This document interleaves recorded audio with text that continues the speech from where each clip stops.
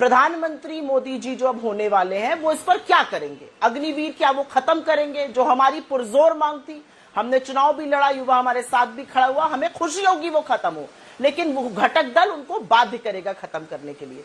जातिगत जनगणना एक ऐसी चीज है जिसका समय आ गया, मोदी जी ने नानुकुर किया, घटक दल हाथ पकड़ के वो करवाएगा। एक और बात कहती हूं, जहां जहां नरेंद्र मोदी जी जाते थे, डर फैलाते थे, आतंक फैलाते थे, मुजरा और मंगलसूत्र की बातें करते थे, तो क्या आंध्र प्रदेश में लोगों का मंगलसूत्र खींच खींच कर दिया जाएगा? क्योंकि टीडीपी के प्रमुख ने तो साफ तौर से कह दिया है 4% मुस्लिम आरक्षण हम देंगे। उनके मैनिफेस्टो में लिखा हुआ है, उनके मैनिफेस्टो में तो खैर ऐसी और भी बातें लिखी हैं जो दांतों तले उंगली दबा लेंगे मोदी जी, लेकिन वो सरकार का वहां पर हिस्सा रहेंगे, ये सरकार का यहां पर हिस्सा रहेंगे। तो मैं ये जानना चाहती हूं कि क्या मोदी जी वहां जाकर अब मंगलसूत्र की बचाने की बात करेंगे? तो और या उनको ये बोलेंगे कि वो मुजरा कर रहे हैं अपने वोट बैंक के सामने जैसे दूसरों को बोलते थे।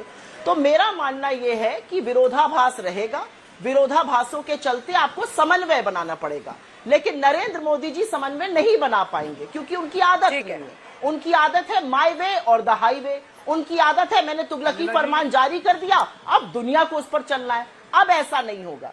अब राजनीति बदल गई है और बदली हुई राजनीति में उनको बहुत बार बार मन मारना पड़ेगा। ये तो बताइए, अरे हम तो फकीर आदमी हैं, झोला लेके चल पड़ेंगे जी कि अगर अंजना जी, अगर नीतीश बाबू की पार्टी ये कह रही है कि उनको पीएम का पद ऑफर किया गया था, तो एक छोटा सा जल्दी से मुझे इस पर 2 लाइन का जवाब दीजिए कि क्या राहुल जी ने किया था? बिल्कुल। या क्योंकि अब अगर गठबंधन में हम देखें तो सबसे बड़ी पार्टी आप ही की है, किसने किया था उनको ये ऑफर आखिर? अभी मजा आएगा ना भिड़ो। अब नीतीश जी की पार्टी कल को बोल दे कि हमने नीतीश जी से कहा है कि हम कल आपके लिए चांद तारे तोड़कर लाएंगे, तो उसका कोई प्रमाण तो है नहीं।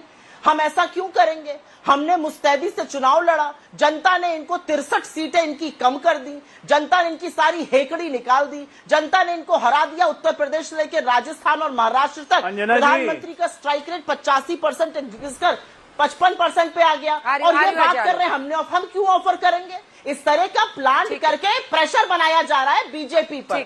हमने अपने दम पर चुनाव लड़ा, अपने मुद्दों पर चुनाव लड़ा है। हम किसी और को क्यों प्रधानमंत्री पद ऑफर करेंगे? कम मर्यादा रखिए, थोड़ी मर्यादा रखिए। अगर पलट के मैं आपको 4 शब्द बोल दूं तो कैसा लगेगा? पर मैं नहीं बोलूंगा। ठीक है अभिषेक झा जी, अब सारा फोकस अभिषेक झा पे रहेगा। और अभिषेक झा, आप कितनी ईमानदारी से बताते हैं सब कुछ, ये अब अगले कुछ मिनटों में। पहले तो ये बताइए कि केसी त्यागी अगर ये कहते हैं कि उन्हें प्रधानमंत्री, क्योंकि अभी तक ये व्हाट्सएप के चुटकुले चल रहे थे कि उनको पीएम का पद ऑफर कर रही है पार्टी, उधर की कभी इधर का फोन उठा रहे हैं, कोई कह रहा है मजाक का टाइम नहीं है, नीतीश फोन उठा लो, कोई ये ठीक है। अब सुप्रिया जी इसका जवाब दीजिए।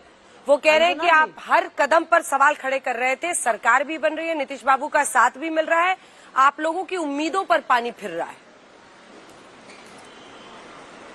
जनता को आप मूर्ख समझना बंद कर दीजिए। इस प्रकार की बचकाना बातें किसी के गले नहीं उतरती, लोग मजाक उड़ाते हैं। हम हर कदम पर सवाल नहीं खड़े कर रहे थे। इनकी ऊपर की सांस ऊपर बीजेपी की और नीचे की नीचे रहती है अगर नीतीश जी एक बार फोन ना उठाएं, क्योंकि पता ही नहीं है कि कब पलट जाएंगे। वो तो जो काजोल की पिक्चर थी ना डीडीएलजे वाली, इधर से कोई कह रहा पलटो, उधर से कह रहा कोई पलटो, कभी इधर पलट जाते हैं, कभी उधर पलट जाते हैं, तो उधर वालों की सांसें चलती रहती हैं। हमें कोई फर्क नहीं पड़ता। असलियत ये एक फोटो आ गई थी तेजस्वी